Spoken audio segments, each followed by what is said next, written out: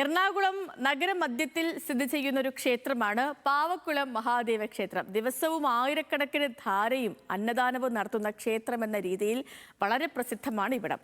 ശിവനൊപ്പം പാർവതി, ഗണപതി, അയ്യപ്പൻ, മുരുകൻ എന്നിവരുടെ പ്രതിഷ്ഠകളും ക്ഷേത്രത്തിലുണ്ട്. കാണാം, ദൈവമേ കൈതൊഴാം.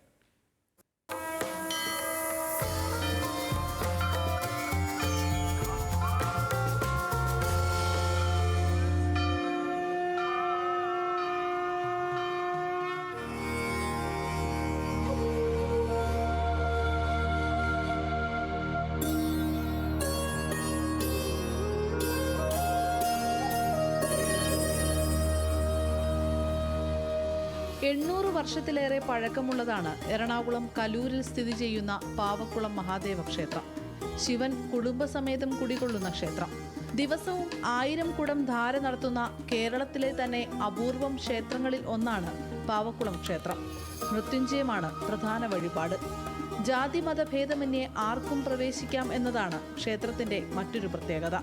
100 കണക്കിന് പേർക്കാണ് ദിവസവും ഇവിടെ അന്നദാനം നൽകുന്നത്. അന്നദാനം സ്ഥിരം നടക്കുന്നുണ്ട്. 500 ആൾക്കാർ വന്ന് സ്ഥിരം ഭക്ഷണം കഴിക്കാറുണ്ട്. പുറത്തൊരു വീടുകളിൽ ഒരു ഗണപതിയമ്മ കഴിക്കണം, അല്ലെങ്കിൽ ഭഗവത് സേവ കഴിക്കണം എന്ന് പറഞ്ഞാൽ അതിനൊരു സംവിധാനം ഇവിടെ വന്ന് കൗണ്ടറിൽ വന്ന് ബുക്ക് ചെയ്താൽ മതി. എല്ലാ സാധനവും അമ്പലം കൊടുക്കും, ഒരു ബുദ്ധിമുട്ടില്ല. അപ്പോൾ അങ്ങനെ ഒരുപാട് പേര് ആൾക്കാർക്ക് ഈ തിരക്കുള്ള നഗരത്തിൽ തിരക്കിനിടയിൽ ഇത് വാങ്ങിക്കാനും പറ്റില്ല, എന്തെങ്കിലും. അപ്പോൾ അത് വന്നു കഴിഞ്ഞാൽ അത് വന്ന് ആക്കാനും ഉണ്ട്. സ്വയംവരത്തിന് ഒരുങ്ങി നിൽക്കുന്ന രൂപത്തിലാണ് പാർവതിയുടെ പ്രതിഷ്ഠ. വിവാഹമാകാത്തവർ ക്ഷേത്രത്തിൽ വന്ന് പ്രാർത്ഥിച്ചാൽ വിവാഹം നടക്കുമെന്നാണ് വിശ്വാസം. ക്ഷേത്രത്തിന്റെ വിസ്മയിപ്പിക്കുന്ന വാസ്തുവിദ്യയാണ് മറ്റൊരാകർഷണം. ഓടുമേഞ്ഞതാണ് ക്ഷേത്രം. ശ്രീകോവിലിന് ചുറ്റും ചുവർ ചിത്രം കൊണ്ട് അലങ്കരിച്ചിരിക്കുന്നു.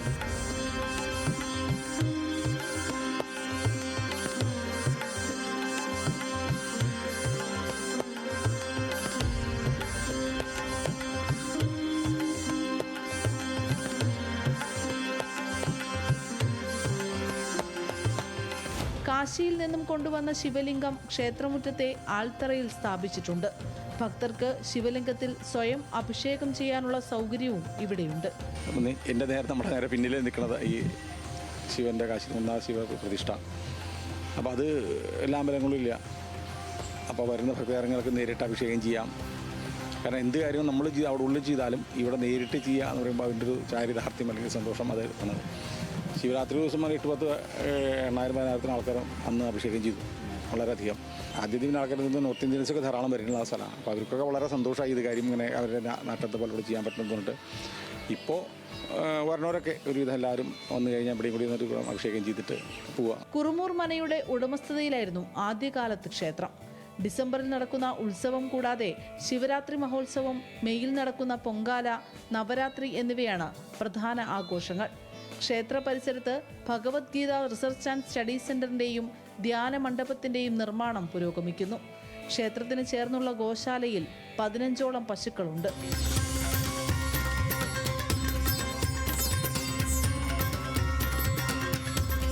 ക്ഷേത്ര പരിസരത്ത് നിറഞ്ഞു നിൽക്കുന്ന ആൽമരങ്ങൾ പ്രത്യേക കുളിർമ നൽകുന്നു.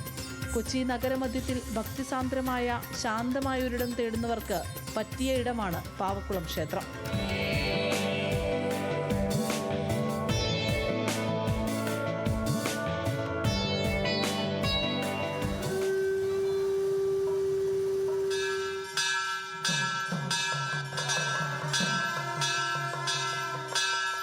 ക്യാമറാമാൻ അലോഷിക്കും ജിബിനുമൊപ്പം സൈഫുന്നിസാലിയാർ, ന്യൂസ് മലയാളം, കൊച്ചി.